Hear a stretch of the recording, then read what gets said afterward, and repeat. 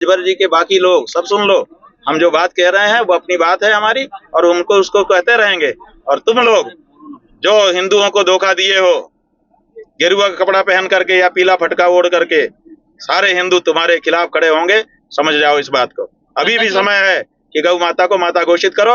अगर गौ माता को पशु कहने की हिम्मत करोगे तो तुमको मुंहतोड़ जवाब मिलेगा। महाराज, चंदा चोरी पे क्या कहना चाहेंगे? अब चंदा चोरी जैसा कांड बताइए। भारत में भगवान के प्रति जो आस्था श्रद्धा है उसके ऊपर कुठाराघात किया गया है और सुनियोजित ढंग से किया गया है। बहुत ही मतलब हिला देने वाला ये प्रकरण है, और इस प्रकरण में अभी बात पूरी नहीं हुई है, आगे जाएगी। कागज को लेकर के प्रोटेस्ट कर रहे हैं जंतर मंतर पे। हाँ। बात यह है कि जंतर मंतर पे जो लाठियां इस समय भांजी जा रही हैं वो विद्यार्थियों पे नहीं मार रहे हो, वो अपने पैर पे कुल्हाड़ी मार रहे हो। हम इस सरकार से कहना चाहेंगे, बताइए, कल हम लोगों ने दृश्य देखा कि प्रधानमंत्री तो पीछे के दरवाजे से भाग रहा है और मिलिट्री को खड़ा कर दिया है। मिलिट्री ने एकदम पोजीशन लेकर के और ट्रिगर पे हाथ रख दिया है। देश के विद्यार्थियों के सामने देश की मिलिट्री को खड़ा किया जा रहा है। देश के विद्यार्थी क्या दुश्मन है देश के? आप पेपर लीक करते हो, विद्यार्थी अपनी तरफ से कोई गलती नहीं करता है।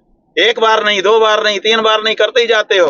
और उसके बाद जब एक के बाद एक विद्यार्थी आत्महत्या करने लग जाते हैं तो क्या किसी का मन उद्वेलित नहीं होगा? उन उद्वेलित मन के विद्यार्थियों के ऊपर आप लाठी मरवाते हो, पत्थर चलाते हो, और इतना से मन नहीं भरा तो सेना को ट्रिगर हाथ में छू करके खड़ा करने के लिए आदेश कर देते हो। इससे पता चलता है कि देश जो है उत्तर कोरिया बनने जा रहा है और Modi ji Kim Jong Un बनने जा रहे हैं। ये नहीं चलेगा। ये उत्तर कोरिया नहीं है, ये भारत है। यहाँ पर अत्याचार अन्याय का आरंभ से ही विरोध कर दिया जाता है। 12 साल से लोग देख रहे हैं, सुन रहे हैं, समझ रहे हैं। तानाशाही हद हो गई। अब इसको स्वीकार नहीं किया जाना चाहिए। भाई ना दें वो। अब तो उनको ऐसा होता है कि हम किसी पेड़ के पत्ते को यूं पकड़ के खींचें तो होना ये चाहिए कि पेड़ का पत्ता टूट जाए लेकिन पेड़ को बचा दे। डाली को पकड़ के खींचें तो डाली को उखड़ जाना चाहिए ताकि पेड़ बचा रहे। लेकिन ये पत्ते, ये डालियां ऐसी हैं कि इनको हम खींचते हैं तो ये पूरे पेड़ को ही लेके उखड़ना चाहती हैं। तो धर्मेंद्र प्रधान इस्तीफा नहीं देंगे तो पूरी सरकार उखड़ेगी, और अगर वो दे देंगे तो शायद कुछ दिन और रह जाए। यूपी चुनाव आने वाला है और आप लगातार यूपी चुनाव के लिए ही तो हम प्रयास कर रहे हैं। यूपी चुनाव में हम ये कहना चाहते हैं, मतदाताओं को प्रेरित कर रहे हैं कि गौ माता की रक्षा के लिए वोट करिए।